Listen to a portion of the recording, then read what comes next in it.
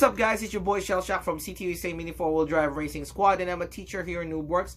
And today we're going to talk about the chassis that was released back in May 2017. Not too long ago, but it took 21 years for Tamiya to release another front motor chassis, and it's called the FM-Achassis. So we're going to talk about this chassis, go in depth about this chassis, talk about its strengths and weaknesses, and also I will build this chassis straight out from the box, and I'm going to show you guys. And at the end of the video, I'm going to give you some tips and advice which I think I can use this chassis and which category I can use this chassis. But for now, we're going to talk about a brief history, and let's go to Geeshock in 2 seconds. Hi guys, so the FM-Achassis is a mini 4-wheel drive chassis released by Tamiya and unveiled in the 56th Shizuoka Hobby Show, which was held from May 11 to May 12th of 2017. It was first equipped with a Rowdy Bull mini 4-wheel drive car. The FMA stands for Front Midship Aero. The FM-Achassis is essentially an AR chassis with a motor being placed onto the front, inherited most of the aerodynamic and heat dissipating design from the latter. Just like the AR chassis, the new chassis features the multi-subframe chassis frame design, allowing it to surpass the likes of Super XX chassis in terms of stiffness, but not on par with the AR chassis. Similar to the AR chassis and MA chassis, the front bumper and rear stay were extended and widened, allowing smoother cornering, better cornering stability, and better parts attachment. The subframes and the integrated side guards has multiple attachment holes on it, allowing better parts attachments. There is an optional polyoxymethylene made front skid bar that was attached under the front bumper, attached using a pair of truss screws. Provides frontal protection against the road surface and slows down the car on slopes. The removable 2 hardpoint rear stay has the built-in skid-shaped parts under it, allowing to not only slow down the car on the slope sections of the circuit, but also stabilize the car on landing. By default, it has a pair of normal 13mm ringless rollers attached on the front and a pair of the new wide height 13mm rollers attached on the rear. The wide height rollers on the rear provides better stability on cornering. It is possible to fit the 530 ball bearing into the wide height rollers. The air parts were molded in low friction polyoxymethylene plastic, thus eliminates the brass bearing eyelets altogether and improves the acceleration performance. The batteries were held securely by a large slide lock type upper battery cover. Just like the AR chassis, the batteries were placed lower to lower the center of gravity of the whole chassis. Battery clips from older chassis, specifically those from Zero chassis, Super 1 chassis, FM chassis, and Super FM chassis, are also compatible with the FM-Achassis. The front under panel can be removed and allows easy access to the motor. The body shell must be removed beforehand in order to access to the counter gear and battery compartments. Despite the X-type terminal parts were being used in the new chassis, it has the newly designed turn-type battery switch. Although the chassis utilizes the orange crown gears just like the past front motor chassis, the 1.4mm wide propeller shaft from the Super X chassis and Super XX chassis was used instead, thus minimizes the power loss. In terms of overall performance, the FM-Achassis has better acceleration, something that past front motor chassis failed to do so. It also has adaptability thanks to its extensive attachment points and removable rear stay. As noted, however, its toughness is less than that of the AR chassis, and cornering performance is nonetheless the same as AR chassis. Now let's move on to Cielshock for the stats. Thank you, Geeshock, and now I'm going to show you the chart and the diagram of an FM-Achassis stats coming from Tamiya. These stats are straight out from the box. That means this chassis have no modification, no attachments, or no upgrade parts to it. So this will help you determine which kind of category or what parts or upgrades or modification you can use in the chassis so you can compensate its strengths and weaknesses. Alright, these are divided into toughness, acceleration, cornering, stability, adaptability, and ease of maintenance. As you can see, toughness is 4, acceleration is 5, cornering is 4, stability is 4.4, adaptability is 5, and ease of maintenance is 4. These are the major stats that when you're looking at a mini 4-wheel drive chassis. So now we're going to go in depth with the chassis, build this chassis, and I will give you more details about this chassis in 2 seconds.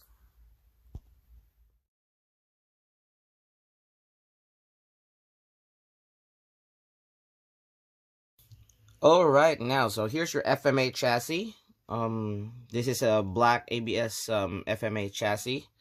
And if you wanted to find what year it was released, that was there. It's there on this side of the chassis. It's 2017. And if you want to find what kind of material that was used, it's ABS, and it's over here under the motor panel. Alright, so this is your FMA chassis, and it took me a while to make a video. And we are going to build this. First, when I'm building it, I usually start off the tail. So this is the tail of your FMA chassis. It's a 2 attachment tail. I have a red one over here so you can have a better look. It's also made of ABS plastic. That's where you can see. Alright, we're gonna attach this over here. I think this one have a better cornering speed, and it's more stable stability wise if you're racing block stock, because FMA have 2 attachment points and Super FM only have 1 attachment point. And again, as I've said earlier, it took 21 years for Tamiya to release another front motor chassis, and Super FM only have 1 attachment points, like over here, like on that part of the chassis, but this one have 2 to secure this part. Alright, so that's the full length of the chassis. The full length of the chassis from here to here is 156 millimeters, and the width of the chassis is it's not wide compared to other chassis. It's only 97 millimeters. So 156 millimeters length, and then the width is 97 millimeters. Alright, so let's continue building this. As I continue building this, as you can see, we're using a Super X propeller shaft. The propeller shaft that we use is Super X. This is longer compared to your regular propeller shaft that you use over Super 2 and VS chassis. So Super X and FMA chassis share the same propeller shafts. Alright, so this is different. As you can see, they changed the design, putting the propeller shaft. It's close to AR chassis, to be honest with you. It goes under here like this, and it's go on top like that. But AR chassis, they removed the chassis batteries, removed under here. FMA is still on top, but that's how you install it. Is you basically go under, and then you go up like that. There you go. And also, one intriguing thing about the FMA chassis is the G2, which is the crown gears. People call this the crown gears. The G2 crown gears, you can only use orange G2 crown gears compared to other crown gears. In Tamiya official rules, take note of this. Tamiya official rules, Asia Cup, Japan Cup, or any Grand Prix or any official Tamiya rules racing center, you are not allowed to use carbon crown gears or the pink crown gears. You are only allowed to use the orange crown gears. That's the rule. Specifically in Japan Cup, they're very strict about the crown gear rules. Alright, so it goes over here. That's how you put it. You put it on the inner side, and this one is on the outer side. So that's how it works. So you can see it's pretty similar to Super X, but also it's not totally Super X. It's a combination of AR chassis, FM chassis, and I think some of Super X gearings. Alright, so I'm using a 351 gear. This is your dish gear, which is your G18. You put it over here. You can use any gear.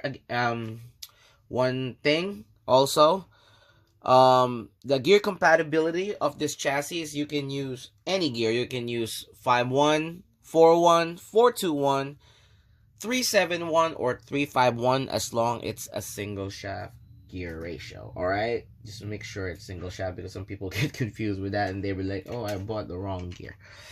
Alright, so our gears are all aligned. We just need our counter gear. So I'm using a 3-5-1 gear. It goes over here on top. Right there. You know how it goes now, but I'm gonna do that later. I'm gonna put the wheels first. Alright, so FM-Achassis is also equipped with polyoxymethylene bushings, which is in the Philippines or in mini four-wheel drive lingo, they call it the low friction bushings. So there's no eyelet needed anymore. So it's all polyoxymethylene, which is like faster and slippier compared to the one with the eyelet and bushing and eyelet combination. Alright, so I already put the stickers on this one. This one is a regular medium-low. It's a medium-low profile wheel that we're gonna use. There you go. It's easy. And at the rear part, before we go on, I'm gonna put the switch. Alright, this switch is different compared to other switches because this is the first time that I've seen it, and also this is the first time that Tamiya made a better switch compared to the old FM chassis, Super FM chassis. And it's a slide switch. You just go on top like that, insert it through the hole. Alright, if I can insert it. We are going to put it here. Hold on. Like such a newbie when it comes to FMA. There you go. That's how you put it over there, and it slides. Pretty easy. And also, one thing, the terminals is also an X-type. So on your motors, it's compatible to Super X and FMA. So they share the same terminals. So that's how you put your terminals too.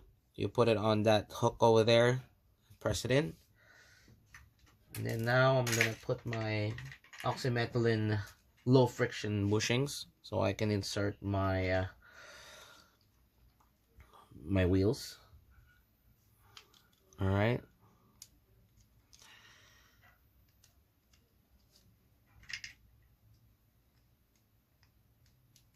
Yeah. And there you go. All right. So we're putting our we are going to put our switch cover. It's just easy. This A2, it's an A part. It goes like this. I know it snaps really quick. There you go. You just put it like this, and then you snap. There you go, and it's there already, secured, nice and secure. Oh, my wheels are wobbly. All right, so moving on, we're gonna put the counter gear, which is 351 on top. It's the same as the Super X, the same as Super 2, same as VS. You know, you put it on top like that, and that's your counter gear shaft with a notch over there. Helps you control it. And here's the gear cover, and you snap it like this. I wish I had a different color so I can show you better, guys. There you go. You have the option to put to actually put a screw over there. Let me see if I can find a screw so I can actually show you guys. I don't have one. Yeah, unfortunately, I don't have an extra screw right now. But you have the option to put a screw over there on top. All right. Next is the motor. You can put the motor like this. See, it's easy. It's just like Super X2. And it goes under like Super X. But take note, the propeller, you have to slide it. You have to go under the propeller shaft like this. There you go. Alright. One thing also, the usage of this purple or pink purple gear, whatever they call it, is prohibited in Japan Cup rules. I don't know why, but it seems like it's the same rules that they have on AR because of the power. So you are only allowed to use the carbon black pinion gears. But in this instance, I don't have a carbon black, so I'm using this one just to show you guys how to put it on. And also this is a sprint dash motor. It's not a stock motor. Alright, so here's the motor cover at the rear. I mean at the bottom part. You just hook it like this so you can see the hooks. And then you snap. There you go. And that's what your FMA chassis look like. And we're almost done over here. These are the front rollers. These rollers are different because they are taller compared to other rollers. As Girly mentioned earlier, they are way taller. And I think you can put some 520 bearings on this ones. This one's on the rear. And it provides more stability. But, alright, let's put this. I'm gonna put all these rollers together.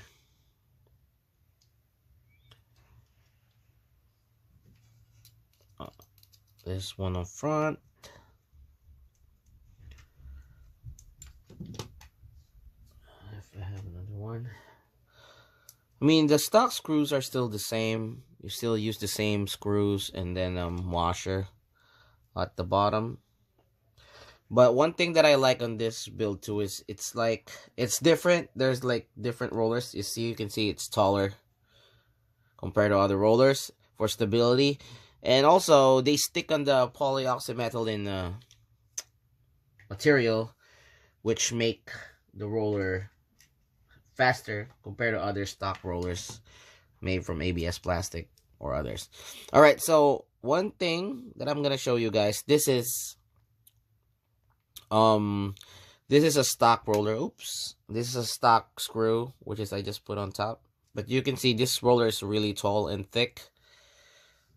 And I never seen other rollers before until this car. I mean, I think until this chassis. And I'll show you, I'll put it at the rear part. There you go. And this is the one that I'm talking about earlier. I think you can put, because this roller, as you can see, there's a lot of grease. I think you can use a 520. According to my research, you can use a 520 bearing, which you use on your double aluminum rollers, and also you used on your, what do you call this? Your MS and MA chassis gears, double shaft gears. You can put it on top like that. Then you put a washer at the bottom, and you can make your roller faster. But obviously, you can't do that when you're racing box stock or any stock racing. You can only do that if you're using the roller for Tamiya class or modified tune class races. Also, depends on your house rules. But I just want to show you, you can use a 520 bearing over there. Alright. So I'm going to put this last piece.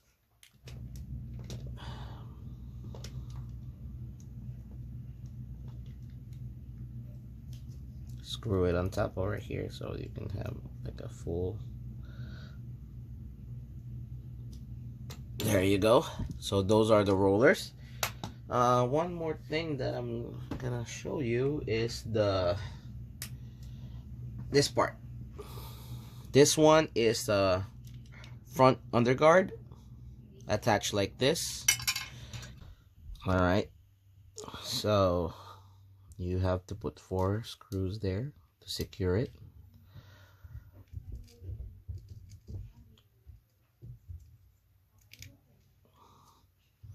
As you can see, this skid, which I noticed, is the holes on the skid is already countersunk.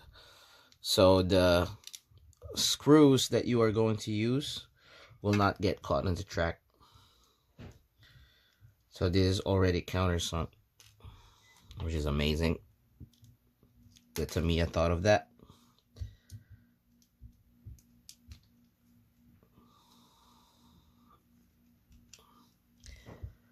Try to do this as fast as possible for you guys.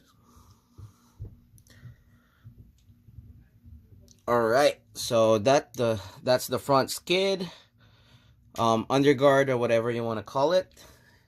I guess what might as well screw this. Alright, so now I'm gonna put screw so you can see that I can lock the gear catch over there. Alright, so this is what your FMA chassis look like. Alright, so I'm gonna go more into details, and I will tell you why I like the FMA chassis and what kind of categories you guys can use it. As I mentioned earlier, it's 156 by length and 97 millimeters by width. The wheelbase is 83 millimeters. From here to here is 83 millimeters. The ground clearance is 2.5 because there's no large diameter that I have available, so it's 2.5 for the medium diameter low profile wheels. Drive shaft is 60 millimeters. As I've said earlier, the gear compatibility is 51421, 41371, and 351. The roller down thrust by default, or roller angle, is 5, so which is good. See, it's already angled by 5 degrees, which is good for box stock racing. I highly suggest this for box stock racing, especially on technical courses, because it's front motor, so it jumps and it lands low and close. So most likely it will not fly off unless you overspeed. The terminal obviously is X-type, the terminals that we use. The weight without batteries is 71 grams, which is not light, not too heavy. Alright, let's go to the toughness. The toughness of the chassis, I think, is very tough. It's not as tough as AR chassis, Super X, or MA chassis, but I guess it's tough enough. The only reason why it's 1 point less on toughness, because the chassis have a lot of holes, as you can see. The chassis have a lot of rolls for lightweight purposes. The chassis have a lot of ducts for aerodynamic and cooling system. And also, yeah, like in general, there's just a lot of holes and adaptability holes to make the chassis light and not as tough as MA chassis, not as solid as MA chassis and AR chassis. Alright, next would be acceleration. The acceleration of this chassis is 5, which I think is a lot more of the wheel combination with his medium, low profile. Also, the gears are 351. As you can see underneath over here, it's a 351 gear ratio that I put earlier. Also, of the what you call this, the length of the chassis overall. The length is 156 and the wheelbase is 83, which is very, very good at straights and acceleration.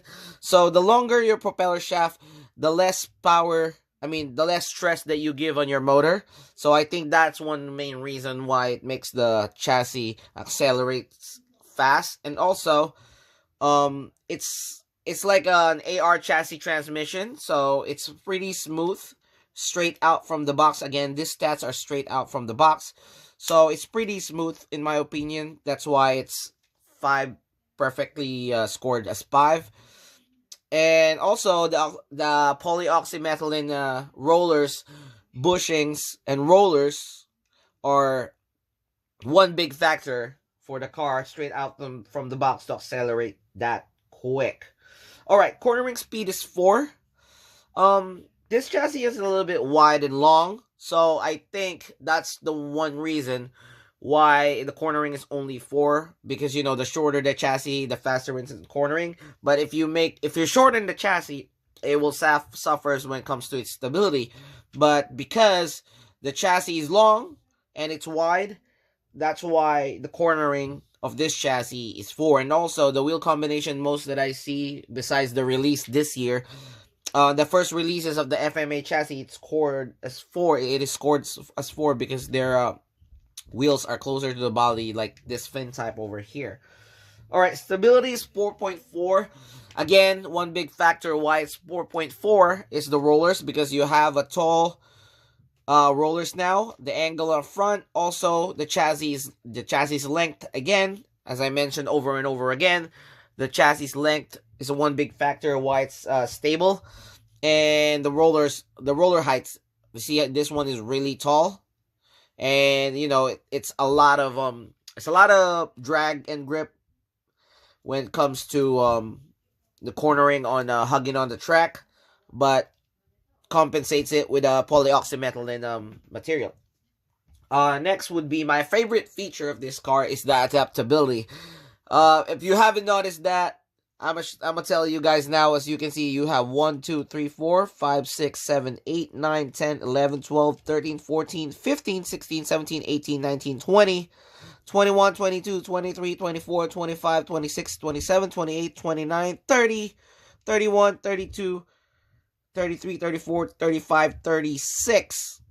36 adaptability holes, which is make a perfect score of 5 for its adaptability. So FMA chassis is very adaptable. It's the most adaptable chassis in my opinion, because you got ginormous amount of holes to adapt, and also it does have a 2 attachment holes at the rear. It does also have holes on its tail part at the wing and at the front. So you have all the modification that you can do, which is I highly suggest to maximize that. Ease of maintenance is 4. It's very easy to clean.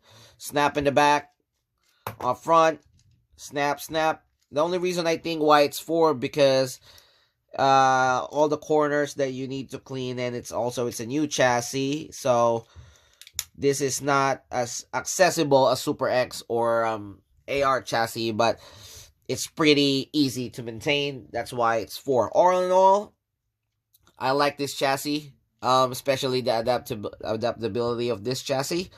Also, one thing before I forget, this is your lock. There you go. Secures your battery like crazy. There you go. So that's what your chassis looks like, and your battery will be on top. I think that's only one reason why the ease of maintenance is not perfect, because of this battery lock, I think. Because you have to like really press to it and then slide it, and a lot of cleaning. But for me, in my opinion, it could be perfect for it comes to ease of maintenance. But this chassis I will highly suggest in box stock. If you can make your motor faster, this is a good chassis for box stock. But also you have to think which kind of body shell that your kit's gonna be, because some body shells of FMA are just out of this world looking. Also, in pro stock in the Philippines, I would suggest this too, but you have to know what kind of rollers and other techniques that you guys can do. Probably change the rollers, change to rubber O-rings, or change the wheels and such. That's not my forte. My wife races pro stock in the Philippines, and also I have a person who knows, like Sir Jenis. You guys can message him on Facebook. He have a lot of the pro stock knowledge. For the people that are asking me about pro stock, I'm sorry, I'm not really good at pro stock, because pro stock is rarely raced here in America. But I raced some pro stock before, but I'm not super master and super good when it comes to pro stock. Obviously, if you can use it for pro stock, you can also use it for super stock. High speed, I think you can do a trick and race this on high speed race. You just have to have a proper wheel setting and make it lighter. But because it does have a front motor, I rarely see a front motor high speed build, but I think this will be good for high speed too. And last but not the least, you can also use this for tune class, modified tune class, and Tamiya class, obviously, because it's super adaptable and super light already. You can cut it, you can fix the transmission, you can make it more lighter, you can make it more durable, and it's just an amazing chassis for me. And Tamiya did a good job. I know they can do a little bit more better because the transmission is a little bit loud. I'm gonna start this car. You guys know what I'm talking about. It's a little bit louder with no modification. There you go. But this is a sprint dash, so it's loud to begin with. But that's the only thing that I think that Tamiya didn't overcome, the loudness of the transmission. But we can find ways: floating transmission, floating gear, all that stuff, cutting the bumper, you know, make it lighter for Tamiya Open class. Obviously, you have all the tools and the knowledge in the world now that you can modify the chassis, especially on the official Tamiya rules. So you can pretty much cut everything besides tune class. The basic tune class, you are not allowed to cut anything.